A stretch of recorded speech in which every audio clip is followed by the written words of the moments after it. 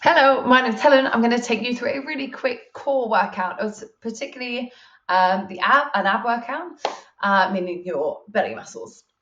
I really want to encourage you to do what you can in this workout. You don't need to match my timing, my range, my whatever level I'm at. I'll actually be coaching you through it as well, rather than always just doing the whole thing to really encourage you to work at your own pace and intensity.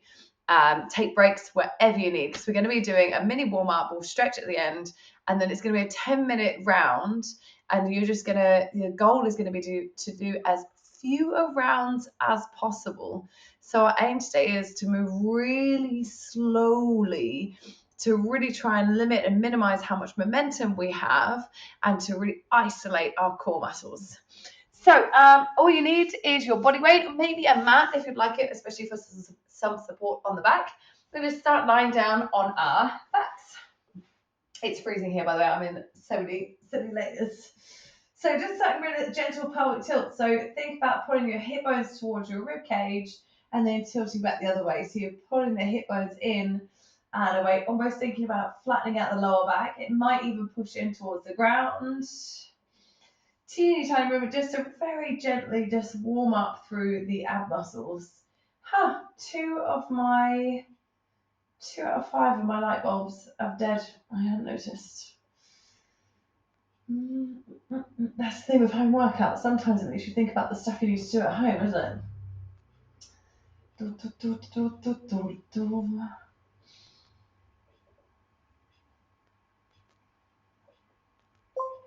Perfect. And then tilt your pelvis under again. Bring your knees up over your hips, your hands over your shoulders. And then opposite arm and leg is going to tap towards the floor. And then you reset. And then switch your legs. And reset. So you're trying to maintain a neutral spine, meaning not really rounded spine, not massively arched spine. So just close to a flat back. So again, some of you might feel your lower back even presses into the floor. It will depend on the natural arch. If you feel it's too much here, you can always push your hands into the floor and just do the legs. You can also keep the knees over the hips and just do the arms.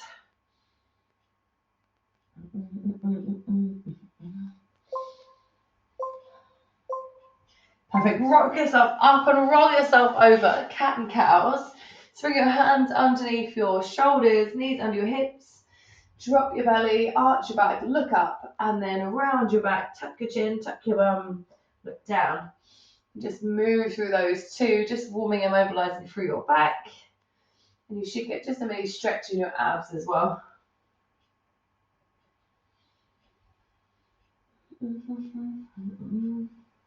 It's so cold, the temperature's dropped so much this week. There was puppy sitting, and the puppy the whole time just wanted to be under the heated blanket. How cute. Also, so did I. And then finally, a neutral spine. So again, it's not arched or rounded. It's just that neutral back. So slight tip of the tailbone. Same as we did in all fours. Just going to extend it opposite arm and leg. Reset and then switch. Now, this is an exercise that lots of people do really fast and commonly really wrong. So just letting the back go, letting the hip open out to the side. So to keep your hips square to the floor and prevent that back from arching by tucking the tailbone. Even if that means your leg is a little bit closer to the floor. And this is going to be it for our warm-up. So you're hopefully just feeling your shoulders got a little bit warmer, your abs decide to switch on a little bit. Got a little pause, just so I can explain the exercises. Everything is going to be 10 reps each exercise, and then it's going to be as few rounds as you can do. So we're going to go sit-ups as slowly as we can, a plank shoulder tap as slowly as we can, leg lifts, and planked knees, same elbow. I'm going to show you them one at a time. I'll do less than 10 reps. I'll give you your options as well. So sit-ups, setting up. The hardest option if you can, hands on opposite shoulders. Tuck your chin, curl your shoulders off, and you roll up as slowly as you can. Get the elbows to the top of the knee and roll down just as slowly and controlled. So we're aiming to be continuously moving, so not adding pauses, but moving as slowly as possible. Now this bit here is really tough at the bottom, so you might actually need to come up by kind of yanking yourself up, but then really try and work on the slow downward phase. You might even struggle to get into a full sit-up, in which case grab your thighs and rock yourself forward and back until you're sitting up, and then maybe reach your hands in front or grab onto your thighs to roll yourself down very, very, very, very slowly. And then if you need to have a little dump down, if you need to, faster you do. Remember, it's as fewer rounds as you can, and you are the individual there. Once you've done 10 reps, coming into a plank shoulder tap. So that's on the hands under the shoulders. You want your knees wider than your hips if you're on your knees, or your feet wider than the hips if you're on your toes. Then you bring your right hand to your left shoulder, have a little pause, place it down slow and controlled. Left hand to right shoulder, pause, place down slow and controlled. Now, as you do this, your hip's going to want to try and open to the side, and your challenge is to keep it rolled round in plank position. So if you need to, you're on your knees for this. Left hand to right shoulder, keeping hips square to floor, place it down. And then if you're finding your hips are rocking around a little bit, just take your knees wider, or again, if you're on your toes, go to your knees. It will be more effective to do it with a modified version, but do it well, then do a harder version, not so well. Once you've done your 10 of those, and by the way, each hand counts as a rep. And this is really trying to challenge, because by the way, the amount of times I see people just whip the shoulder, whip the floor, trying to get that control where you only have 3 points of contact on the floor. Once you've done that, you go for a leg lift. So you're going to start with your feet over your hips. Press your hands into the floor by your sides. You have to lower your legs down as slowly as you can towards the floor. Stop before you feel the point where it's going to pull and make you feel it in your back, or your back arch and move away from the floor, and then very slowly back up again. And you repeat that really slowly, dropping the legs towards the floor and really slowly back up. Now, this is one that people with tight hamstrings will probably need to bend their knees. And this is one that so many people say they feel it in their backs, and so they wedge their hands underneath, which isn't actually training your ab to maintain the position. It's just using your hands as a block. So what I'd encourage instead is bent knees, and either don't going as far, so it can be a really, really teeny tiny motion, or even doing one leg at a time, a bit like we did in the water with the dead bugs. You will train your muscles better, again, by regressing rather than wedging in this case. Once you've done your 10, you can plank knee to same elbow. So they can be a high plank on your hands or low plank on your forearms. And the knees can run outside like a rainbow, trying to connect with the elbow, and then slowly place back again, switching sides, and step back. You can be on your knees if you need to. And again, how it looks on the forearms, same thing, same position, same kind of speed, it's just you're a little bit lower to the ground. So if you find you've got like wrist issues, that'll be a good thing for you. Really, really slow. All of these exercises I commonly see people do really fast. So they're doing these same elbow and they're just going pull, pull, pull. And actually, I want you to think, pull in slowly. When you think you cannot move your knee any further, try and just squeeze that extra little centimetre out. Because I bet you can. And why I bet you can is because I've seen loads of people doing. Just thinking they can squeeze that extra millimetre out than they realise they could do. And once you've done all of those exercises, you're going to do it again and again and again and again and again, as few times as you can.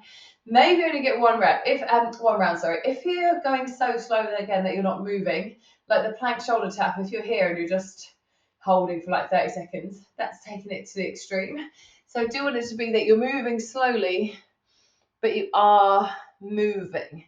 So you're moving in slow motion, but you're not just doing a total freeze frame. I'm going to go through the exercises again, but you keep going as you can. I'm again only going to do a few reps of each exercise so you can see, and hopefully you get another example if needed. So the sit-ups, you're really trying to roll down one vertebra at a time, peel off one vertebra at a time. Be mindful of this point here is the sticking point when you go between the sit-up and the crunch. So that's the part that's really hard to control on the way up and on the way down. And lots of people with a sit-up tend to either bang down and bounce their way off the floor to get past that sticky point, or they swing their arms to get past that sticking point. And I'm trying to make it so you sit on that sticking point to get it stronger so it doesn't become such a battle. Once you've done your sit-ups, your plank shoulder tap, again, if I were to not see your arms actually moving and tapping, the goal is that if I just watch your shoulders and below, it looks the same, looks like a plank. Whereas a lot of people will tap and rock a little bit side to side. So we're not opening into side plank, we're staying in plank position. Placing and really pushing down into the ground. Got to really actively drive the hand down to maintain your position there. Being fine with going to the knees if you need to. And again, I would love to know if you've done these exercises before in the past and you've done them fast. Let me know if you feel the difference between now slowing them right down.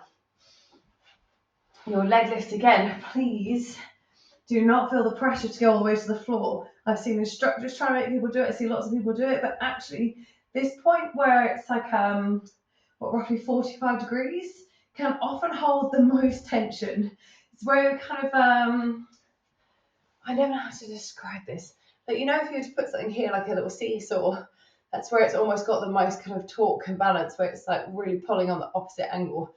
I don't think I'm making any sense of that. But yeah, some people think you've got to go all the way down to the ground and then they feel it in the back. They want to wedge their hands underneath their bum or their thumbs or anything to help.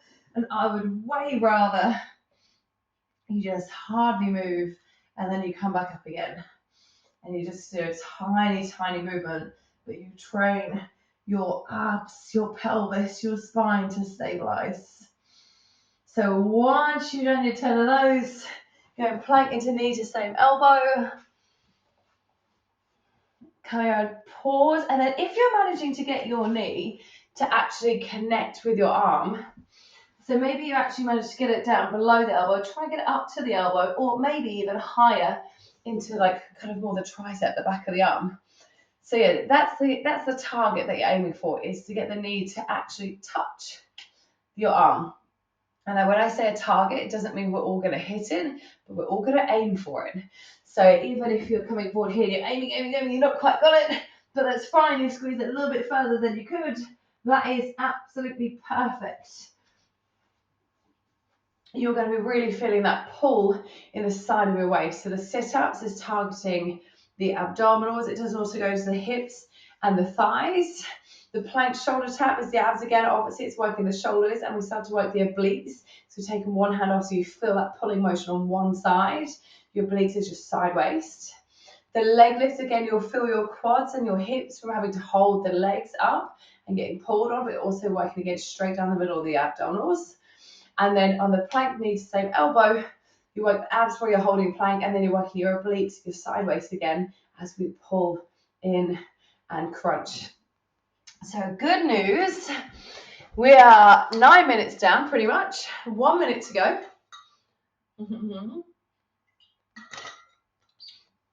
I haven't reiterated, but that was 10 minutes continuous. So if you needed breaks, it's perfectly expected, understandable. Don't be discouraged by it. And see how few reps and how controlled reps you can do, even when you're starting to fatigue, knowing that you were in the final minute. And after this, you've then just got like literally like a 90-second stretch, I think it is. And then you are done. Find out which exercise you find the most challenging as well. Which one is really tough. And it might be an exercise that you think about slowing down more in future, just to really help improve on it.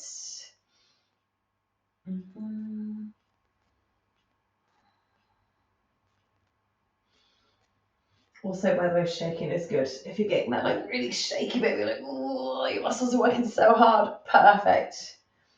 I've really warmed up, by the way. I am wearing a fleece and a jumper and a snood and long socks and slippers. But even this 10 minutes of movement has helped. Yes, well done. What I would recommend doing, jot down little things like how you felt, maybe how many rests roughly you had, and then how many rounds you did, and then try and complete it again in the future and see if you can do fewer. So, always a 2-minute stretch, I lied. So come down light on your belly, bring your forearms underneath you and just stretch your abs out. It might be that you want to come up higher onto the hands, but if you feel pain in your back, stay lower. I'm just going to feel the stretch in your belly.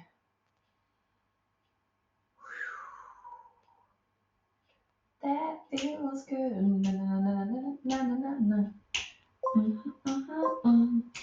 Onto your back. So again, it's an ab focus. So come to child's pose, sit back towards heels.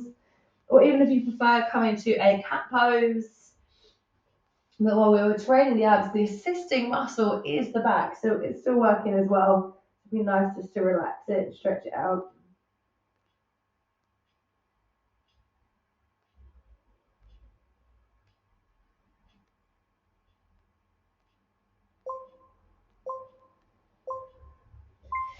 And then just come into a quick kneeling lunge position.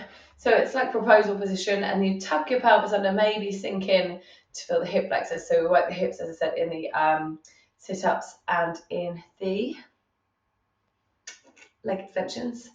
So just ease them out. Also, a lot of us do tend to have quite tight hips from sitting down a lot. So since they've been worked and warmed, it's a nice opportunity to stretch them, lengthen them out. Just switch your legs around. Kind of proposal position, tuck your pelvis under, maybe sink in more, maybe rest on the floor.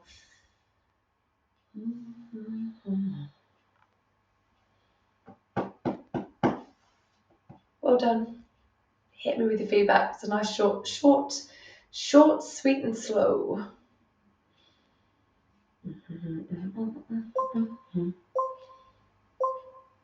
Perfect, well done. Have a little shake off. Feel free to do any more stretching if you would like. Always praise yourself. Well done for pressing play. It can be the hardest part, and then doing it is almost not as hard, but it's still the challenge. So really well done. If you've got any questions or feedback, do drop me a message and ask. I'm here to help. And like I say, if you want to repeat it and try and beat yourself doing fewer rounds or less breaks, give it another go in the future. But thank you very much, and hopefully see you